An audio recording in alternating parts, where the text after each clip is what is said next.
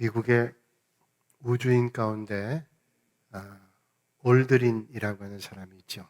에드윈 올드린. 이 에드윈 올드린이라는 사람은 닐 암스트롱이라고 하는 우주인 다음으로 두 번째로 달에 발을 디딘 사람입니다. 이분이 헝가리에 있는 대학에서 강연을 하는 가운데 이런 말을 했다 그러죠. 제가 달에 처음 발을 내딛었을 때 제 입술에는 할렐루야라는 소리가 터져 나왔습니다. 왜냐하면 하나님께서 너무 가깝게 계신 것이 느껴졌기 때문에, 그게 마음에 느껴지니까 할렐루야가 외쳐졌다는 거예요. 그 강연이 다 끝났을 때 헝가리에 있는 한 대학생이 이런 질문을 했습니다.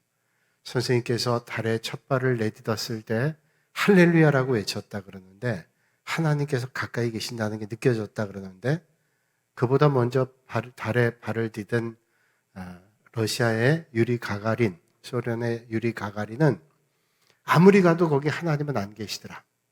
서양 사람들이 하늘에 하나님 계시다 그러는데 하나님 안 계시더라 그런 얘기를 했는데, 어떻게 하나님이 가깝게 느껴졌습니까? 물었어요. 그때 에드윈 올드린은 대답을 하죠. 성경 말씀에 마음이 청결한 사람은 하나님을 볼 수 있다, 그런 말씀을 했습니다. 그러면 마음이 청결하다는 게 도대체 뭘까요? 오늘 마음이 청결한 자는 복이 있나니 하나님을 볼 것이라 이렇게 말씀하잖아요.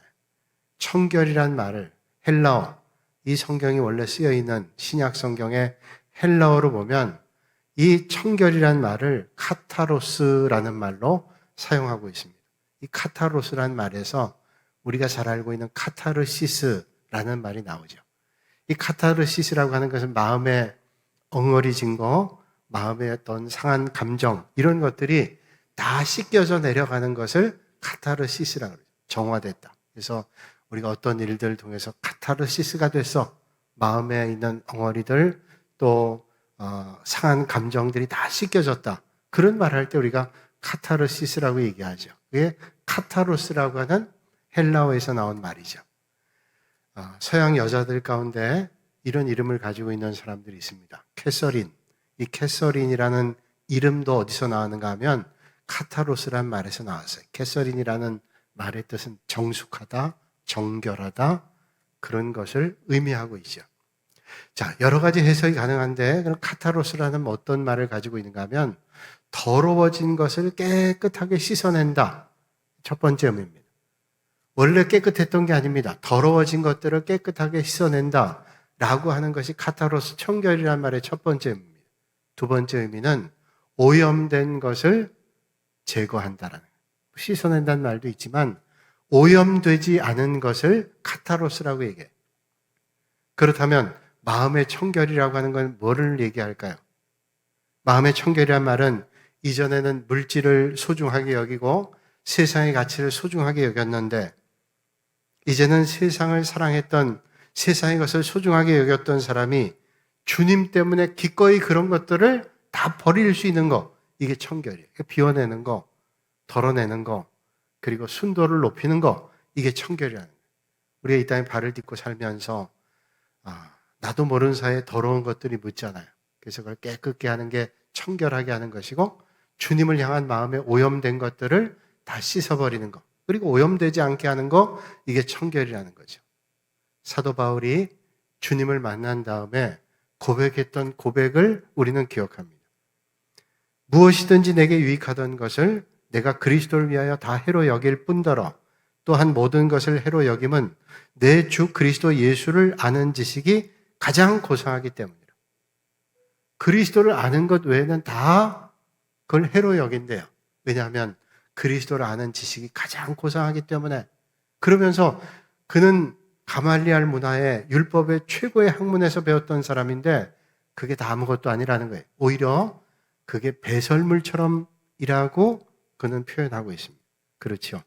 정말로 가장 귀중한 가치를 발견하게 되면 그 외의 것들은 다 버릴 수 있습니다. 더 귀중하고 가치 있는 것을 담기 위해서 그러지 못하는 것들을 기꺼이 버릴 수 있는 거죠. 이게 바로 청결이라고 하는 것입니다. 마스다 미스 히로라고 하는 사람이 얼마 전에 쓴 책 가운데 청결력, 청소력이라는 책이 있습니다. 이 청소력이라고 하는 것은 청소하는 것에 힘이 있다 이런 말이에요. 그는 말하기를 걸레 한 장으로 인생을 바꾼다라고 얘기를 합니다. 행복해지기 위해서는 주변의 사람들을 행복한 사람으로 만들어야 되는데 그러기 위해서 뭘 해야 되냐? 청소를 열심히 하라. 이게 무슨 말이에요? 청소를 열심히 하면 자기도 행복하고 주변도 행복해지게 된다는 겁니다. 청소하는 것이 정화의 시작이란 말이죠. 인생을 호전시키는 힘이 청소에 있다는 거예요. 여러분, 우리가 삶의 자리가 힘겹고 어려우면 주변 정리하는 거 제대로 못합니다. 청소 안 해요. 청소를 한다는 건 거기에 힘이 있는 겁니다. 깨끗하게 하고 정화하고 정결하게 하는데 힘이 있죠. 우리 그런 말 들어봤죠. 도둑이 도둑질하러 집에 들어갔는데 그 집 현관에 신발이 가지런히 있고 척 보면 모든 것들이 정리가 되어 있으면 도둑이 긴장합니다. 왜냐하면 이 집 사람의 정신 상태가 보통 아니에요. 긴장하죠. 그런데 신발도 널브러져 있고 모든 것들이 정리가 안 되어 있으면 쉽게 생각해요. 우리 정신도 마찬가지예요. 그래서 그 청소력이라는 책에서 말하기를 5가지 마이너스 요소를 제거해 버리면 우리가 아주 큰 에너지를 얻게 되는데 그 첫 번째가 환기하는 거예요. 환기. 자, 청소할 때 어떻게 환기하죠? 환기하고 버릴 걸 버립니다. 새로 이사한 사람들은 웬만한 거 다 버리죠. 버리고 그 다음에 어떻게 합니까? 그 다음에 오염을 제거하고 정리정돈합니다. 그리고 마지막에는 볶은소금 그렇게 얘기합니다. 볶은소금이 자장 현상이 있기 때문에 마음을 잘 정돈하게 한다 그래요. 그러니까 나머지 4가지는 뭐예요? 나머지 4가지 환기하고 쓰레기 다 갖다 버리고 그리고 정리정돈하고 오염을 제거하고 이런 것들을 하면서 새로운 힘을 얻게 돼서 삶의 활기를 얻게 된다는 거예요. 그게 청결이란 말이죠. 오늘 주님은 말씀하시기를 마음이 청결한 사람은 복이 나니 그들이 하나님을 볼 것이며 이렇게 말씀하고 있어요. 그렇다면 왜 하나님을 볼 수 있는 게 복일까요? 하나님을 볼 수 있다는 건 뭘까요? 하나님을 볼 수 있는 게 복이 있다는 것은 이런 의미입니다. 하나님을 볼 수 있다는 것은 하나님의 존재를 가까이 느끼는 거예요. 내가 하나님을 봐라고 하는 것은 어떤 신령한 신통한 것을 드러내기 위해 하는 말이 아니라 오늘 우리 믿음의 사람들도 물리적인 눈을 가지고 하나님은 볼 수 없지만 틀림없이 우리의 삶의 자리의 역사 가운데 하나님이 하시는 것을 영적인 눈으로 봅니다. 마음이 청결한 사람은 이렇게 볼 수 있다는 거예요. 그렇게 볼 수 있는 것은 하나님이 늘 가까운 사람이죠. 하나님 가까운 사람은 하나님을 볼 수 있는 것이고 한마디로 얘기한다면 하나님과 소통이 된다는 거예요. 여러분 믿음 생활의 즐거움과 기쁨이 어디 있습니까? 하나님이 멀리 계신 분이 아니라 하나님이 가까이 느껴지는 것, 그게 복이죠. 유명한 신학자 가운데 칼 바르트는 그의 아주 유명한 저술 로마서 주석을 1판과 2판 썼는데 1판은 하나님은 저 멀리 계신 초월자 하나님이다. 그렇게 얘기를 했어요. 그런데 2판에 가서 그의 신학이 바뀌죠. 2판에는 하나님은 그 멀리 계신 초월적 하나님이 우리 안에 들어오셨다. 그래서 그 한마디 단어를 브레이크인, 깨뜨리고 들어오셨다. 초월자 하나님께서 우리 안에 돌아오셨다. 그 말은 뭘까? 하나님을 가까이 느끼는 거예요. 아까 에드윈 올드린이 할렐루야 했다. 왜? 하나님께서 가까이 계신 것을 느꼈기 때문에. 오늘 이 땅에 있는 많은 사람들이 왜 힘들어할까요? 사람과 사람 간에 소통이 안 되기 때문에 그렇죠. 그래서 하는 말들이 뭐예요? 너무 내 마음을 몰라줘. 내 힘겨운 걸 몰라줘. 누군가 내가 힘겨운 걸 알아준다면 마음의 위로가 되죠.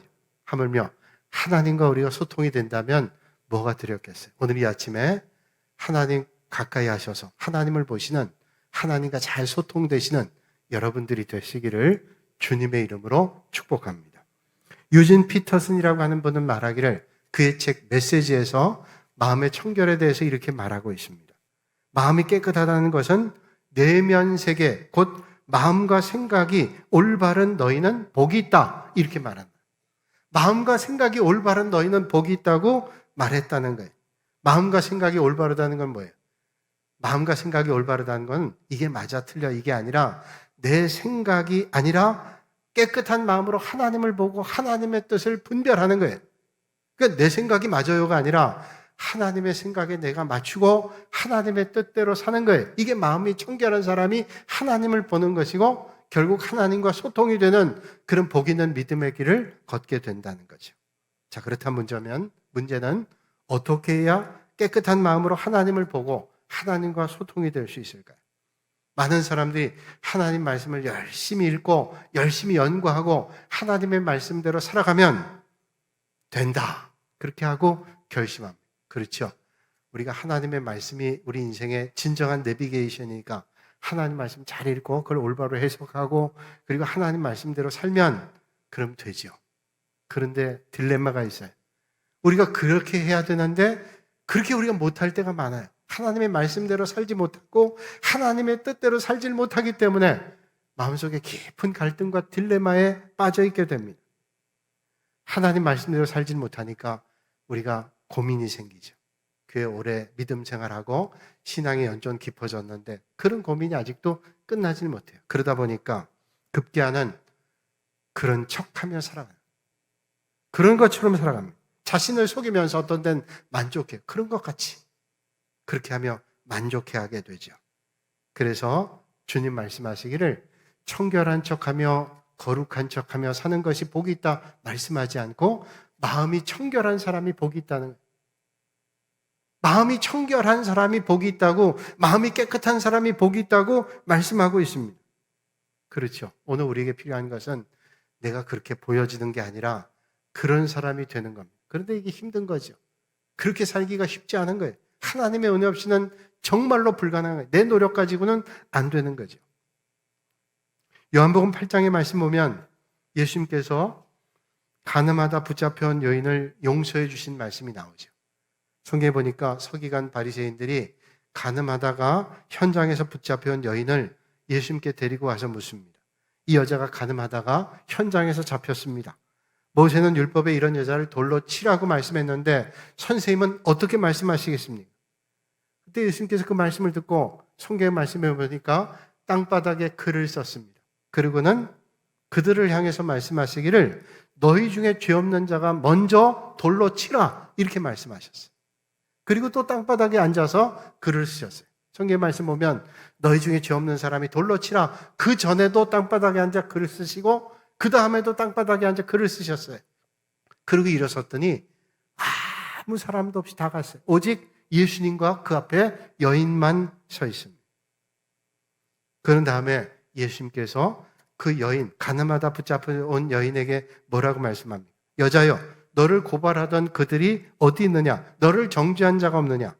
대답하되 없나이다. 예수께서 이르시되 나도 너를 정죄하지 아니하노니 가서 다시는 죄를 범하지 말라 이렇게 말씀하셨어요. 여러 가지 해석할 수 있지만 저는 오늘 이 말씀 가운데 이걸 한번 생각해 보고 싶어요. 적어도 가늠한 여인을 붙잡아서 이 사람을 돌로 쳐야 된다. 율법에 이렇게 말씀하고 있습니다. 이거 내버려두면 안 됩니다. 내가 저런 여자하고는 절대로 같은 하늘에서 살 수 없습니다. 적어도 나는 그런 죄를 짓지 않습니다. 이런 마음을 가지고 이 여인을 돌로 치라고 하지 않았겠어요. 적어도 자기는 그런 죄를 짓지 않고 나는 적어도 저런 사람 아니야. 그런 적어도 양심이 있기 때문에 그렇게 돌로 치라고 말씀하지 않았겠어요? 그런데 오늘 주님께서 너희들 가운데 죄 없는 자는 돌로 치라 그랬는데 다 돌아갔어요. 죄 지은 여자만 남았어요. 그들이 갑자기 예수님 말씀을 듣고 용서의 마음이 충만해져서 돌아갔을까요? 그렇지 않죠. 주님 말씀을 깊이 생각해 보니까 양심의 가책이 느껴져서 자기 죄를 만났을 거예요. 내가 이랬던 죄, 저랬던 죄, 내가 크고 작은 죄가 다 드러났을 거예요.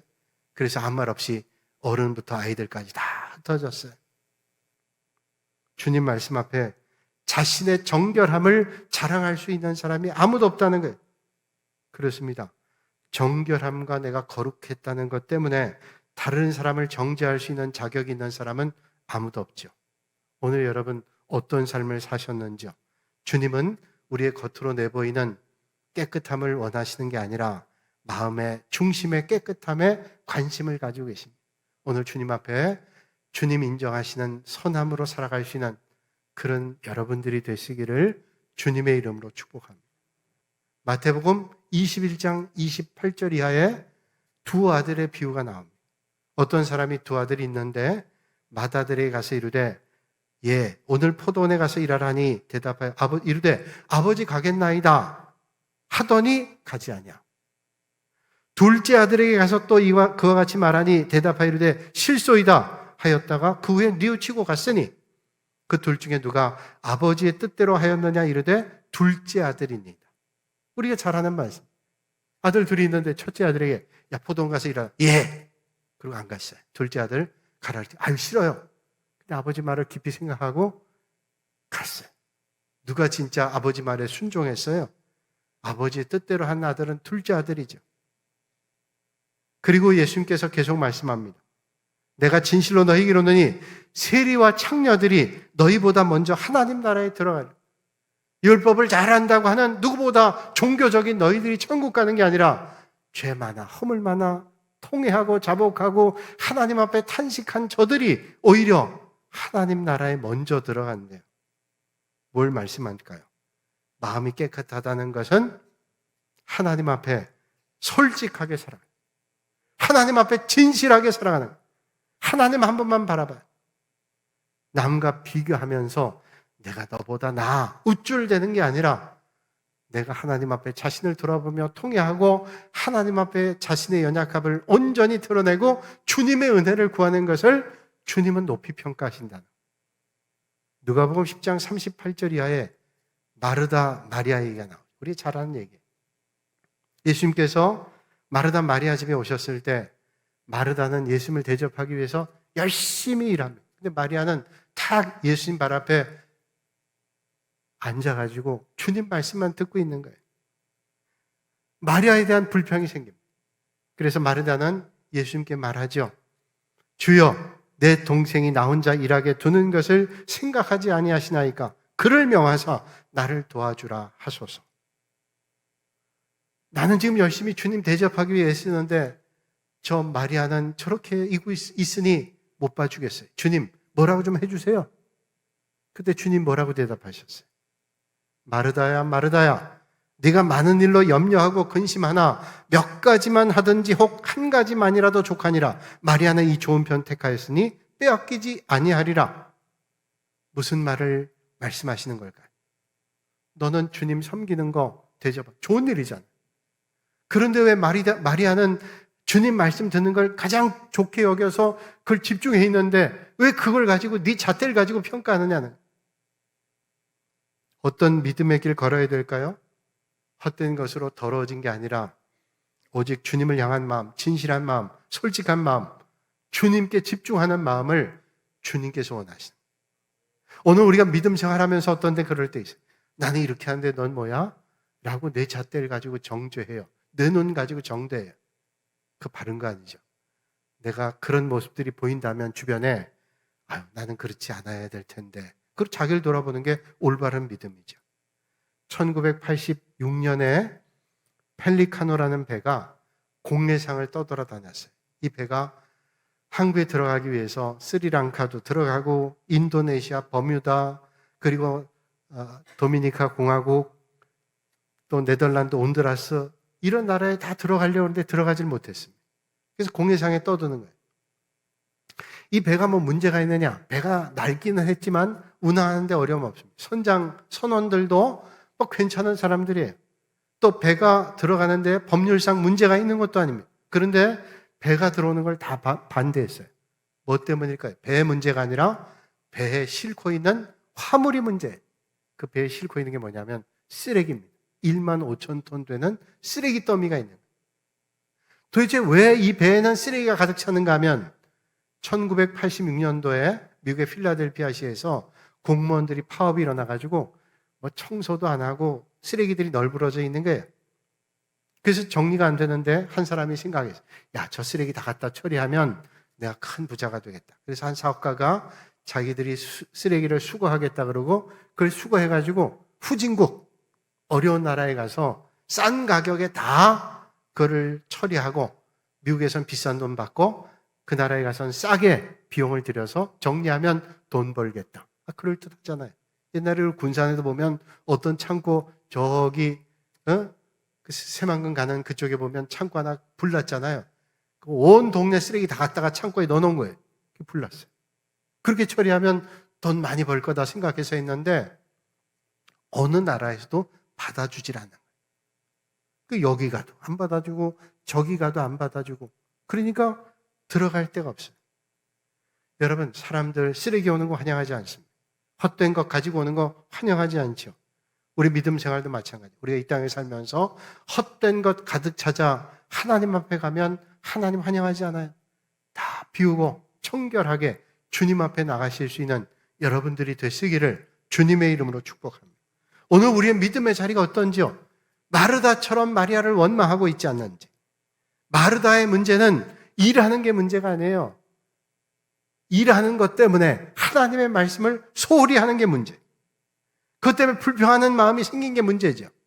여러분, 우리가 주님 몸된 게 섬길 때 어떤 때는 그래요. 열심히 일하면서 일하지 않는 사람, 저거 예배드림 뭐해? 성경 보면 뭐해? 그러면서 비난할 때 있어요. 여러분, 일하는 게 문제가 아니에요. 일하면서 비방하는 게 문제죠. 원망하는 게 문제죠. 그러면서 하나님의 말씀을 소홀히 하는 게 문제예요. 여러분, 아무리 분주하고 바쁘다 할지라도 하나님의 말씀을 소중하게 여기고 하나님의 말씀 앞으로 날마다 돌아가시는 여러분들이 되시기를 주님의 이름으로 축원합니다. 마음이 청결한 사람이 하나님을 볼 수 있어요. 하나님을 보는 게 복이죠. 왜? 하나님을 가까이 하니까. 하나님 가까이 하면 추상적인 멀리 계신 하나님, 초월적인 멀리 계신 하나님만이 아니라 그 하나님께서 우리의 삶의 자리에 역사하시는 하나님의 은혜를 만나기 때문에 우리의 삶이 바뀌고 우리의 삶에 하나님의 은혜를 간증하는 삶이 되기 때문에 그게 복된 삶이에요. 어제 보니까 뉴스에 모로코의 마라케시라고 하는 도시에 6.8도 강진의 지진이 일어났어요. 거기는 유라시아판하고 아프리카판이 늘 충돌을 해서 지진이 많은 나라라 그러잖아요. 그 옛날에도 지진 많았어요. 그러나 그 어려움 때문에 예수님을 영접한 사람 많은데 한 선교사님이 아프리카의 북서쪽에 있는 모로코에 가서 복음 전했어요. 글을 모르는 사람 많았기 때문에 이 선교사님이 글이 없는 그림책 가지고 복음 전했습니다. 그 그림책은 뭐라고 하나도 안 써 있어요. 단지 4쪽짜리, 4페이지의 도화지가 붙어 있어요. 첫째 페이지에는 검은색 도화지, 두 번째 페이지는 빨간색, 세 번째 도화지는 하얀색, 네 번째는 황금색 도화지가 붙어 있어요. 이 책을 가지고 복음 전합니다. 모로코의 한 사람에게 복음 전합니다. 제일 첫 페이지에 까만색은 우리가 주님을 만나기 전에 우리 인생은 절망, 깜깜한 어둠과 같았어요. 이 까만색이었습니다. 그런데 예수님께서 이 땅에 오셔서 십자가 보혈의 은혜를 만나하지요. 십자가의 보혈, 빨간색 때문에 우리는 구원받아요. 그 십자가의 빨간색을 보혈의 은혜를 우리가 만나니 우리의 죄가 하얀 양털과 같이 하얗게 되었습니다. 하얀색. 그렇게 된 다음 우리 인생은 황금색, 영원한 하나님 나라에서 하나님의 나라의 영생의 삶을 살게 됩니다. 많은 사람들이 선교사님의 복음의 메시지를 듣고 주님이 영접했어요. 그런데 한 사람이 이제 병에 걸려 죽게 됩니다. 죽음을 앞두고 아내에게 그 책을 갖고 오라고 얘기하죠.